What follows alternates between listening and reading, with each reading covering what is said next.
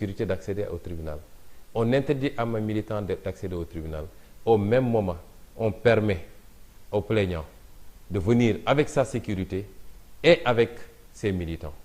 La dernière fois, nous avons fait l'objet d'une agression dans l'enceinte même du tribunal, avec la complicité des forces de défense et de sécurité.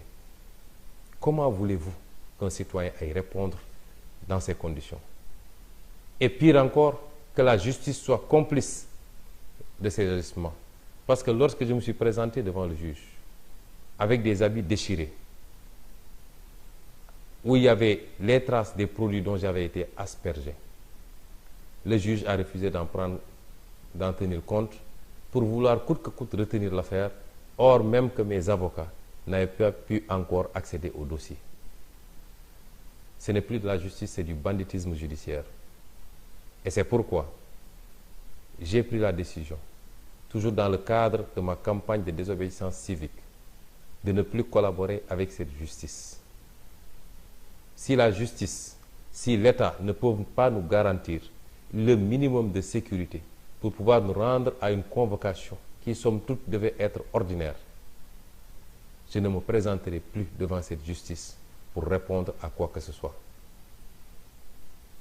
Lui, le président Macky Sall, avait été convoqué sur les 9 milliards de Taïwan par la justice du temps du président Abdoulaye Wade. Il est sorti de son domicile, fortement accompagné par ses militants, a roulé en sens inverse pour aller répondre. Et ces militants sont restés devant les locaux de la police jusqu'à la fin de l'interrogatoire pour l'accompagner et le reconduire tranquillement chez lui. Il n'avait pas été gazé, encore moins, il n'avait pas subi de tentative d'assassinat, il n'avait pas été brutalisé. J'ai pris cette décision ferme et je l'assume. Prendre cette décision ne signifie pas qu'on donne blanc-seing à la justice ou à quelques magistrats pour dire il n'est pas venu répondre, on fera ce qu'on veut. Ah non. Parce qu'un magistrat ne peut pas apprécier un dossier en dehors du contexte global de ce dossier. Qu'un magistrat assiste en même temps que tous les Sénégalais à ces intimidations, à ces agressions, à ces violences, il aurait dû, lui, être le premier à prendre des dispositions pour que le citoyen que je suis puisse venir répondre à la justice tranquillement. Il ne le fait pas, mais qu'il veuille ignorer cet environnement-là pour s'empresser d'en tirer des conséquences engage sa responsabilité pleine et entière. Je veux dire à ces magistrats que le Sénégal est plus grand que nous tous. Je veux dire à ces magistrats qu'il est révolu l'époque où un juge pouvait se permettre n'importe quoi et rentrer tranquillement chez lui, retrouver sa famille, en pensant que ça peut être passé par pertes et profits. Je veux dire à ces magistrats que ce que le Macky Sall vous demande, puisqu'il dit que c'est une affaire de la justice, et c'est ça la lâcheté de certains hommes politiques, il ne veut même pas endosser la responsabilité de la liquidation de Ousmane Sonko, mais il se défausse sur vous. J'en appelle à la responsabilité de ces juges. Ce que Macky Sall vous demande de faire, c'est d'être les éléments qui vont stopper un projet pour lequel l'écrasante majorité des Sénégalais et beaucoup d'Africains nourrissent aujourd'hui un espoir sans fin. Je n'ai jamais volé, je n'ai jamais violé, je n'ai jamais été corrompu, je n'ai jamais corrompu. Je peux dire la main sur le cœur que j'ai les mains propres.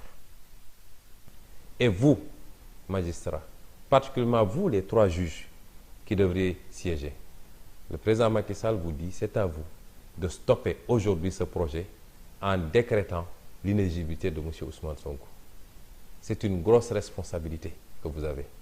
Parce que vous savez tous, comme tous les Sénégalais d'ailleurs, qu'aucun des dossiers qui vous est soumis ne tient la route. Tous ces dossiers sont cousus de fil blanc. Il n'y a jamais eu de diffamation. Il n'y a jamais eu de faux ni d'usage de faux. Il n'y a jamais eu d'injure. Il n'y a jamais eu de viol. Même un enfant de 10 ans au Sénégal sait cela. Et vous le savez parce que vous savez que vous avez des dossiers vides où il n'y a absolument pas matière à condamner qui que ce soit, a fortiori Ousmane Sonko. Et je veux vous dire que si vous ignorez ces enjeux, si vous n'avez pas compris, au-delà du mal que vous faites aux gens, en vous cachant derrière votre robe et derrière une interprétation fallacieuse de la loi, vous vous attaquez à un homme qui ne vous a rien fait. Vous vous attaquez à sa famille. Vous faites mal et vous pensez que vous pouvez, vous, après, tranquillement, continuer à dérouler comme si de rien n'était, vous vous trompez. Tous ceux qui auront participé à ces complots, je le jure devant Dieu, d'une manière ou d'une autre en rendront compte. Et ce n'est pas l'affaire d'une journée. Ce n'est pas l'affaire d'un mois. Ce n'est pas l'affaire de quelques années. Ah non. Je lance un appel à tous les militants et militantes, tous les sympathisants et sympathisantes, tous les Sénégalais imbus de vérité et qui croient à ce projet, d'en faire une affaire personnelle. Quand je parlais de Gatsa Gatsa, j'assume mes propos. Parce que dans une société, les choses ne peuvent aller dans le sens d'une paix véritable et d'une stabilité que lorsque chacun souhaitera à l'autre ce qu'il se souhaite à lui-même, évitera à l'autre ce qu'il s'évite à lui-même. Et la pire des injustices, c'est celle qui se cache derrière la loi.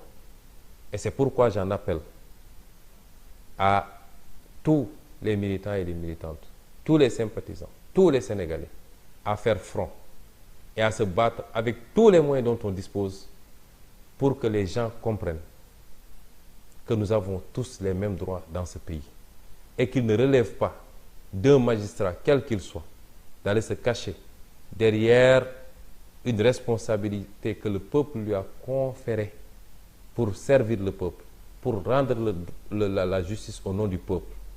Se cacher derrière ça pour être un bras exécutant de commandes politiques. Nous ne pouvons pas l'accepter. Et c'est pourquoi j'en appelle à la sagesse de tout le monde. J'en appelle à la sagesse de ces juges. Le parquet est ce qu'il est. Les juges d'instruction, certains sont manipulables. Le parquet, c'est Macky Sall, puisque le parquet dépend du ministre de la Justice, qui lui dépend de Macky Sall. Ce que le parquet a fait est gravissime, jusqu'à présent. Et on a entendu le procureur Abdou Karim Diop lancer même des menaces contre ma personne en disant que désormais, rien ne me sera pardonné. Je lui dis qu'on prend acte de vos menaces, M. Diop. À la fin de la journée, on saura qui pardonnera à qui, s'il plaît à Dieu. Mais je veux dire simplement qu'il ne vous incombe pas de jouer le rôle qu'on vous fait jouer et personne ne pourra vous protéger dans le court, moyen ou long terme par rapport aux actes que vous poserez. Il serait dommage qu'on en arrive à certaines extrémités. La dernière fois, l'autre fois, un magistrat me disait que s'il y a eu alternance en 2000 au Sénégal, c'est parce qu'en 1993, on a dû en arriver à certaines extrémités. C'est dommage. Si les magistrats doivent être soumis à certaines situations pour comprendre qu'ils ne peuvent pas continuer à faire ce qu'ils font, ou si certains magistrats doivent être soumis à cela, ce serait dommage pour eux et pour le pays. Je continue à rendre hommage à l'écrasante majorité des magistrats qui n'est pas dans ce schéma, qui n'est ni corrompu, ni à la merci du pouvoir. Mais je parle à cette dizaine de magistrats. Je disais l'autre jour à M. Bakhoum, Ibrahim Bakhoum, procureur général, que je connais personnellement. Je ne m'acharne pas sur lui. Et j'allais rendre visite à M. Bakhoum. Je connais personnellement son épouse. Je connais ses enfants qui venaient s'asseoir à mes côtés. Ses filles, quand j'arrivais là-bas, qui discutaient et qui posaient des questions. Je lui dis, ces filles, que je considère comme les miennes, son épouse, n'ont pas plus de droits que mes enfants ou mes épouses. Et je ne peux pas admettre aujourd'hui que lui, il soit le bras de Macky Sall pour porter tort à ma famille et penser que sa famille peut continuer à vivre calmement. Si aujourd'hui, toutes les puissances essaient de s'approprier d'une bombe atomique, c'est pour aboutir à ce qu'on appelle l'équilibre de la terreur. Et c'est pourquoi beaucoup de gens hésitent à attaquer la Corée du Sud. C'est pourquoi l'Iran se tue à l'avoir cette bombe. Parce que, à partir du moment où dans une société, tout le monde comprendra que le mal que je fais à autrui peut me retomber dessus, l'injustice que je cause à autrui peut me retomber dessus, je crois que chacun respectera l'autre et nous souhaiterons en arriver à ça pour la paix, la stabilité, l'amour, la fraternité dans ce pays. Je ne pourrais terminer sans lancer un appel au président Macky Sall lui-même. L'appeler à savoir raison garder.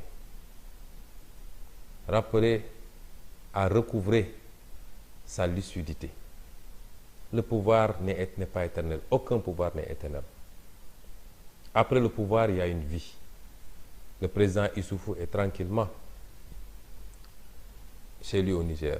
Les présidents Obasanjo, Buhari sont tranquillement chez eux au Niger. D'anciens présidents sont au Ghana et partout ailleurs. Je ne parle même pas des pays hors continent. Ceux qui vous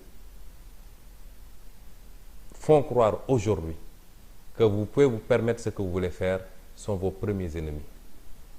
Et beaucoup de ceux-là étaient avec vos prédécesseurs. Beaucoup de ceux-là vous ont combattu quand vous étiez dans l'opposition. Aujourd'hui, c'est ces gens-là qui sont autour de vous pour vous faire croire à une utopie, à des rêves. Ne pensez pas qu'ici, les gens ont une rancune contre vous ou se préparent à des vendettas. Nous n'avons pas ce temps. Votre seul salut et votre seule grandeur, s'il en est encore, c'est de rendre au Sénégal ce qu'il vous a donné. Évitez au Sénégal un bain de sang inutile. Évitez au Sénégal des cassures sociales inutiles. Soyez à la hauteur de votre fonction. Sortez de la manière la plus apaisée pendant qu'il est encore temps. Si vous l'avez compris, ce sera ça votre salut et le salut de vos proches. Toute autre option est suicidaire pour vous. Vous avez l'illusion du pouvoir, mais vous ne savez pas ce que c'est que le pouvoir. Et nous avons tous une responsabilité vis-à-vis des 17 millions de Sénégalais pour que ce qui va se passer les 9 mois à venir se passe de la meilleure manière pour le Sénégal en évitant ces cassures, en évitant